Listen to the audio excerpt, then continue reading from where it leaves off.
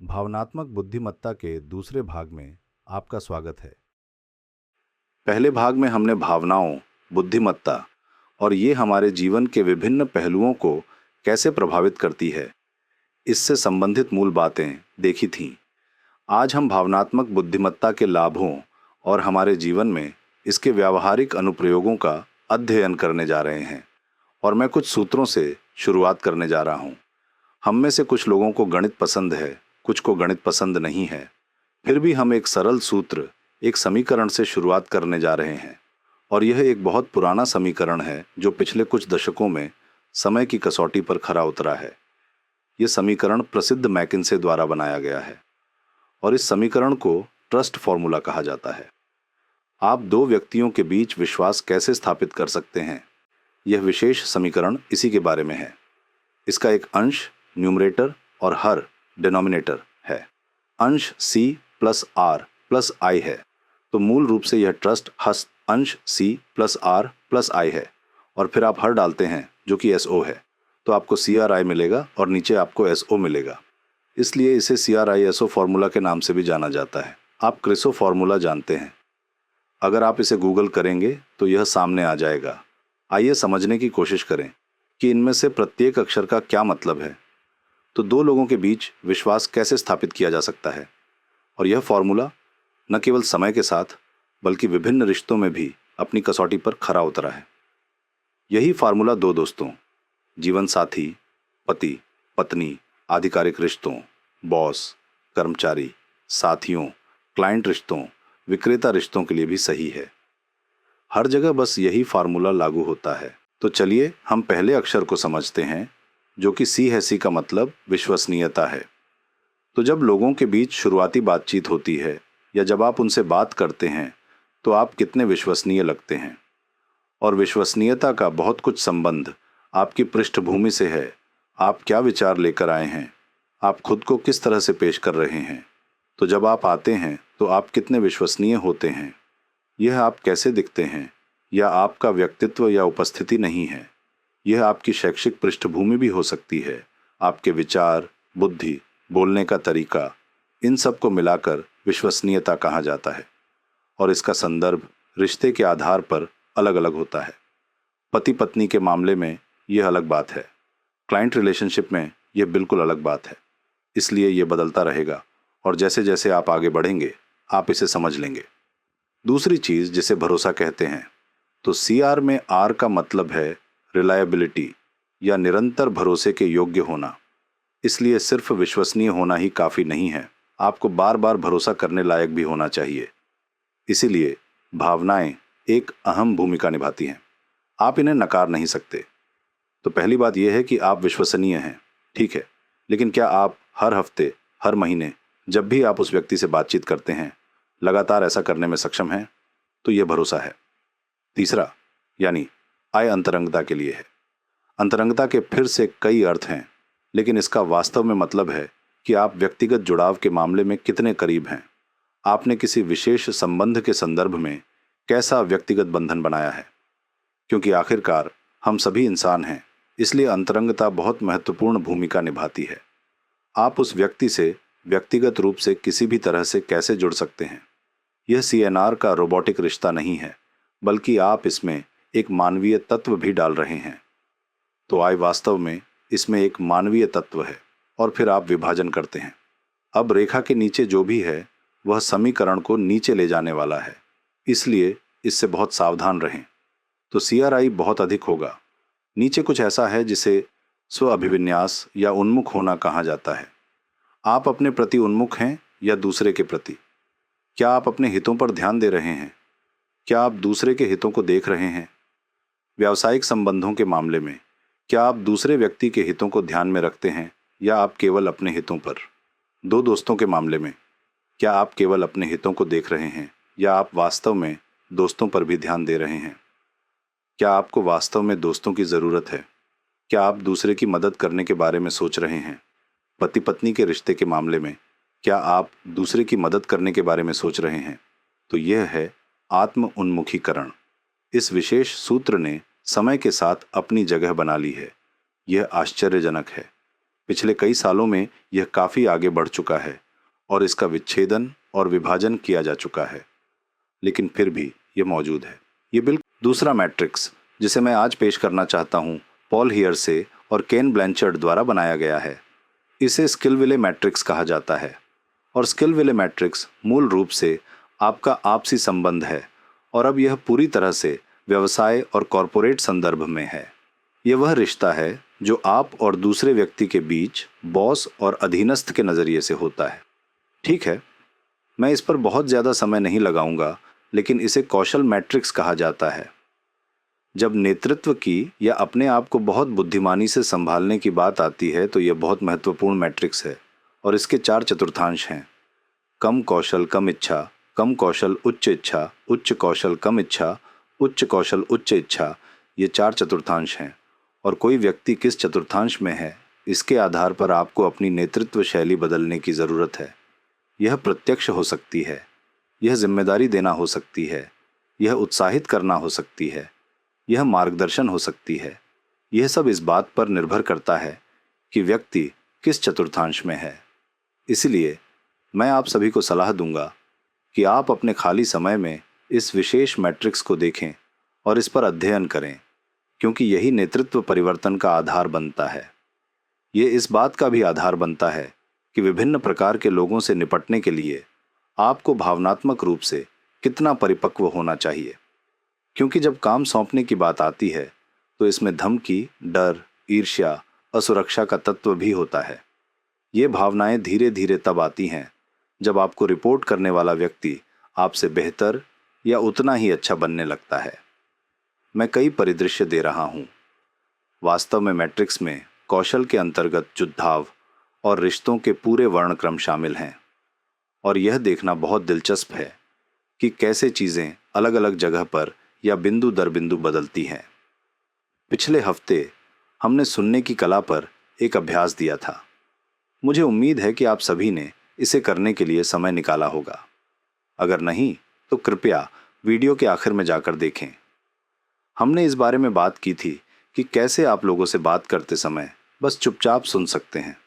कई बार बोलने की तीव्र इच्छा होती है।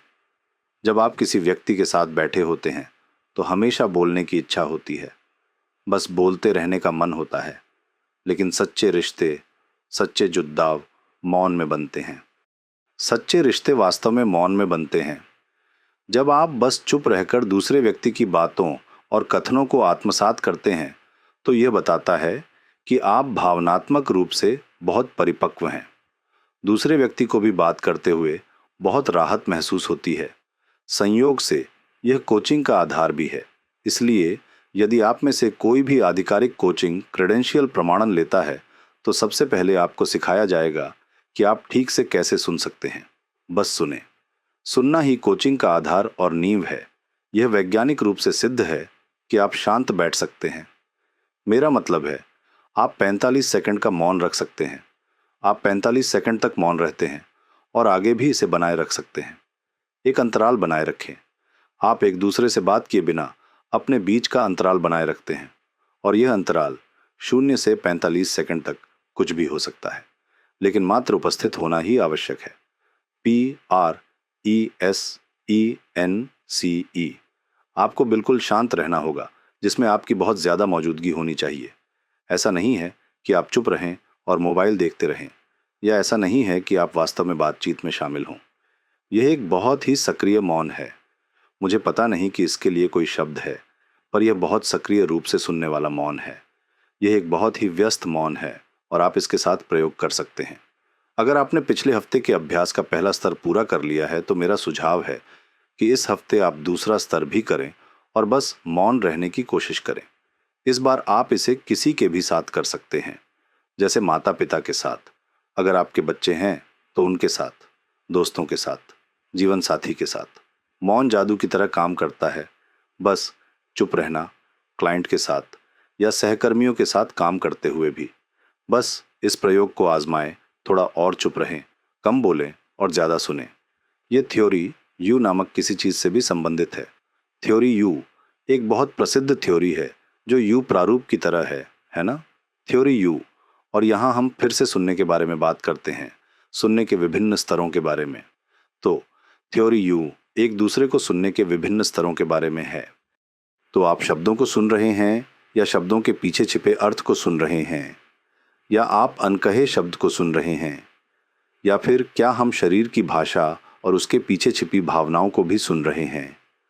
क्या हम यह जानने का प्रयास कर रहे हैं कि दूसरा व्यक्ति किस स्थिति से गुजर रहा है और क्या हम अपने बीच एक खालीपन पैदा कर सकते हैं जो आपके चारों ओर समाधान का एक अलग स्तर या उत्पादकता का एक अलग स्तर उत्पन्न कर सकता है? तो सुनने के भी कई स्तर होते हैं।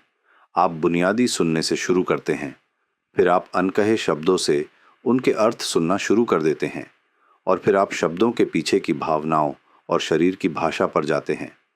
आप वास्तव में एक दूसरे की शरीर की भाषा को पढ़ने का अभ्यास करते हुए मौन को अनुमति देने का प्रयास कर सकते हैं। थ्योरी यू में मुझे यही चौथा स्तर सबसे अच्छा लगता है, जहां आप मौन से कुछ बहुत ही अनोखी और अलग चीज उत्पन्न होने की अनुमति देते हैं। इसका मतलब यह है कि यह आपकी बुद्धिमत्ता या दूसरे व्यक्ति की बुद्धिमत्ता नहीं है। आपने एक उच्चतर सत्ता को, अगर मैं इस शब्द का इस्तेमाल करूं, एक उच्चतर संभावना को आप दोनों के बीच उभरने दिया है और पूरी बातचीत को बहुत उच्च स्तर पर ले जाने दिया है। और यह फिर से केवल परम शांति की भावना के माध्यम से आ सकता है जो हमारे भीतर ही है। मैं इसके बारे में भी बताना चाहूँगा। हमने पिछले सप्ताह विभिन्न भावनाओं के बारे में बात की थी, भावनाओं के मानचित्र के बारे में, जिसमें क्रोध, भय, उदासी, अवसाद, घृणा इत्यादि विभिन्न भावनाएं हैं। वास्तव में इस पर एक फिल्म भी बनी है, शायद यह तमिल में है, जिसका नाम नवरस है। यह नेटफ्लिक्स पर उपलब्ध है। अच्छी फिल्म है। यह 30 मिनट के छोटे एपिसोड की अच्छी श्रृंखला है, जिसमें नवरस या एक प्राणी में मौजूद रहने वाली 9 भावनाओं को दर्शाया गया है। यह हमारी पूरी प्रणाली से बहुत करीब से जुड़ा हुआ है, जिसे पिंड प्रदेश कहते हैं। अब हम जब ध्यान करेंगे तो वास्तव में इसमें जाने वाले हैं। तो पिछले हफ्ते और मेरे विचार से पिछले कई दिनों और हफ्तों में आप ध्यान, सफाई, आंतरिक जुड़ाव आदि का अभ्यास कर रहे हैं। तो आज हम कुछ पहलुओं पर चर्चा करेंगे कि हमारे शरीर में भावनाएं किस तरह से काम करती हैं। आपके हृदय क्षेत्र या पिंड प्रदेश में 5 बिंदु हैं, और ये सब यहाँ है, पांचों बिंदु। और आध्यात्मिकता के परिप्रेक्ष्य में इस विशेष क्षेत्र को द्वंद्व भी कहा जाता है, जिसका अर्थ है विपरीत भावनाएं। पिंड प्रदेश हृदय क्षेत्र है और यहाँ हम विपरीत भावनाओं का अनुभव करते हैं। उदाहरण के लिए, ठीक पहले बिंदु पर संतोष है, जहाँ व्यक्ति अत्यंत संतुष्ट रहता है, जो कि भावना का सकारात्मक पक्ष है। जबकि हमारे पास असंतोष या अशांति भी है, सांसारिक अशांति, जो हमारे अस्तित्व में मौजूद है। तो भावनाओं का पहला समूह यहीं पर है। जब हम ध्यान करते हैं तो आप वास्तव में इन चरणों से गुजरेंगे। फिर हमारे पास दूसरा बिंदु है। पहला बिंदु बाईं ओर है, दूसरा बिंदु यहाँ है, आकाश का बिंदु, जहाँ आपके भीतर शांति की भावना होती है। शांति की भावना जो बेचैनी की भावना के विपरीत है। तो शांति, बेचैनी, संतोष, अशांति आदि विपरीत है। और फिर आपके पास तीसरा बिंदु है, जहाँ आप में करुणा की भावना होती है। करुणा बहुत गहन भावना है। इसका मतलब ये है कि अगर बिंदु शुद्ध हो जाता है या उस बिंदु को छुआ जाता है, तो जैसे जैसे आप आध्यात्मिक यात्रा में आगे बढ़ते हैं, आप अपने आसपास के लोगों के प्रति घृणा या क्रोध के विपरीत करुणा की भावना महसूस करेंगे। इसलिए अगर यह बिंदु विचलित होता है तो आपको तुरंत बहुत गुस्सा आता है। हमने ट्रिगर, भावना, प्रत्युत्तर और प्रतिक्रिया के बारे में चर्चा की थी। अगर आपको पिछले वीडियो में याद है तो आपको यहाँ गुस्सा आने की भावना महसूस होगी, और यह वास्तव में इस बात पर निर्भर करता है कि हम विज्ञान और आध्यात्मिकता को किस तरह से जोड़ते हैं। चौथा बिंदु वह है जहाँ हमें साहस मिलता है, भय के विरुद्ध अनंत साहस। तो फिर से 2 विपरीत भावनाएं हैं, साहस और भय।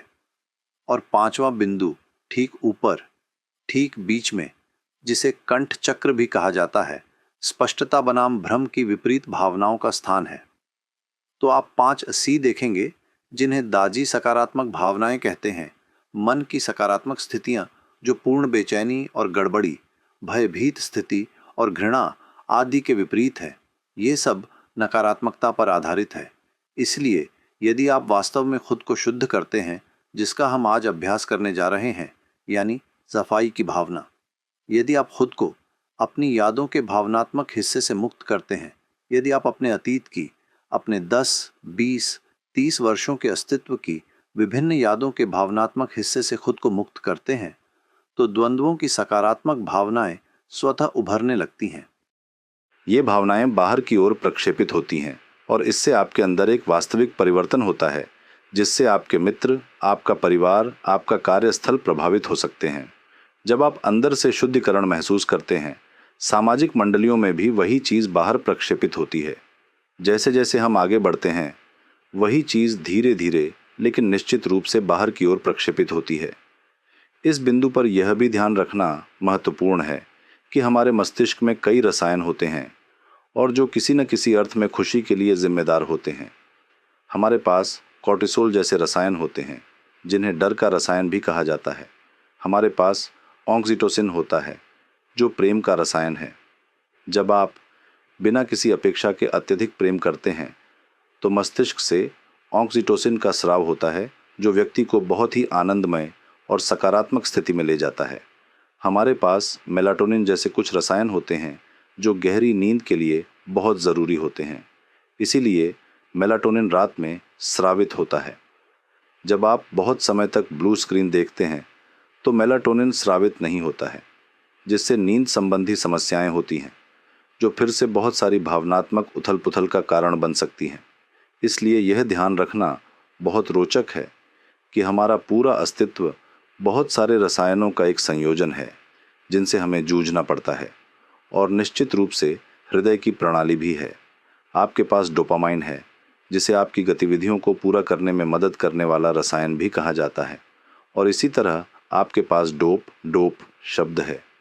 यह एक ऐसी दवा है जो आपको एक उत्तेजना देती है, वह भावना जो आपको तब मिलती है जब आप कोई काम पूरा करते हैं। तो आप देखते हैं कि बहुत सारी कृत्रिम दवाएं हैं जो आपको उन्हीं रसायनों को बढ़ाने में मदद करती हैं, जो हमारे अस्तित्व में स्वाभाविक रूप से मौजूद हैं। नींद के लिए मेलाटोनिन कैप्सूल उपलब्ध है, या जैसा मैंने कहा, डोप आदि भी। आपको बहुत सारे समानांतर शब्द मिलेंगे जो आपको इसे ठीक करने में मदद करने के लिए हैं। लेकिन अगर आप वास्तव में हार्टफुलनेस के अभ्यासों का अभ्यास करते हैं, और विशेष रूप से आज हम सफाई का अभ्यास करने जा रहे हैं, तो आप अपनी आत्मा में हल्केपन का भाव महसूस करेंगे, अपने आप में निर्मलता की भावना महसूस करेंगे, जो ये शायद सभी दवाएं आपको नहीं दे सकती हैं। जब आप अपनी ठीक से सफाई करते हैं, तो यह आपके पास बहुत स्वाभाविक रूप से आता है। आपको शांति की भावना, साहस की भावना और निरंतर करुणा की भावना महसूस होगी। तो अब तक यहाँ रहने के लिए आपका बहुत बहुत धन्यवाद। सफाई की प्रक्रिया का आनंद लें और हम फिर मिलेंगे। धन्यवाद। अलविदा। हमारे साथ बने रहें और निर्देशों का पालन करें। आरामदायक स्थिति में इस इरादे के साथ बैठें कि हम दिन भर में जमा हुई सभी छापों को हटा रहे हैं। आराम से बैठें और अपनी आंखें हल्के से और धीरे से बंद कर लें। कल्पना करें कि आपके शरीर में जो भी अशुद्धियां और जटिलताएं हैं, आपके ऊपरी शरीर के पीछे की ओर जा रही है। अब कल्पना कीजिए कि अशुद्धियां और जटिलताएं धुएं के रूप में बाहर निकलने लगी हैं, आपके सिर के पीछे से शुरू होते हुए आपके ऊपरी शरीर के पीछे से, धीरे धीरे आपके सिर के पीछे से और आपकी गर्दन के पीछे से धुएं के रूप में बाहर निकल रहा है। अशुद्धियां और जटिलताएं अब दूर होती जा रही हैं। आपके कंधों के पीछे से वे धुएं के रूप में बह रही हैं और अब आपकी ऊपरी पीठ और निचली पीठ से, आपके पूरे ऊपरी शरीर के पीछे से अशुद्धियां और जटिलताएं धुएं के रूप में बाहर बह रही हैं। आपके पूरे ऊपरी शरीर के पीछे से अशुद्धियां और जटिलताएं धुएं के रूप में बाहर बह रही हैं। इस प्रक्रिया को धीरे धीरे तेज करें। अपने सिर और अपनी गर्दन के पीछे से इस प्रवाह को तेज करें। कल्पना करें कि जटिलताएं और अशुद्धियां तेजी से बाहर निकलती जा रही हैं। आपके कंधों के पीछे से, आपकी ऊपरी पीठ से और आपकी निचली पीठ से, आपके पूरे ऊपरी शरीर के पीछे से अशुद्धियां और जटिलताएं धुएं के रूप में बाहर बह रही हैं। कल्पना कीजिए कि धुएं का प्रवाह तेज होता जा रहा है। सारी अशुद्धियां और जटिलताएं धुएं के रूप में शरीर से बाहर जा रही हैं। आपके सिर के पीछे से, आपकी गर्दन के पीछे से, आपके कंधों के पीछे से, आपकी ऊपरी पीठ और निचली पीठ से, आपके पूरे ऊपरी शरीर से अशुद्धियां और जटिलताएं धुएं के रूप में बाहर बह रही हैं। आपके पूरे ऊपरी शरीर के पीछे से अशुद्धियां और जटिलताएं धुएं के रूप में बाहर बह रही हैं। यह प्रक्रिया और तेज होती जा रही है। सारी अशुद्धियां और जटिलताएं आपके शरीर से धुएं के रूप में बाहर जा रही हैं। आपके सिर के पीछे से, आपकी गर्दन के पीछे से, आपके कंधों के पीछे से, आपकी ऊपरी पीठ और निचली पीठ के पीछे से जैसे जैसे अशुद्धियां आपके सिस्टम से बाहर निकल रही हैं, वैसे वैसे स्वयं को हल्का होता हुआ महसूस करें। कल्पना कीजिए कि धुएं का प्रवाह धीरे धीरे कम हो रहा है। महसूस करें कि सभी अशुद्धियां और जटिलताएं अब शरीर से बाहर जा चुकी हैं। अब हम प्रक्रिया का दूसरा भाग शुरू करने के लिए तैयार हैं। पवित्रता की एक धारा की कल्पना करें जो इस सकल सृष्टि के स्रोत से आ रही है और सामने से आपके हृदय में प्रवेश कर रही है। यह धारा आपके हृदय में प्रवाहित हो रही है और आपके पूरे सिस्टम में फैल रही है। शरीर का कण कण उसमें संतृप्त हो रहा है। कल्पना कीजिए कि अपने शरीर का प्रत्येक कण हल्कापन और सरलता व्यक्त कर रहा है। कल्पना कीजिए कि आप अधिक संतुलित स्थिति में आ गए हैं। अब धीरे से अपनी आंखें खोलें।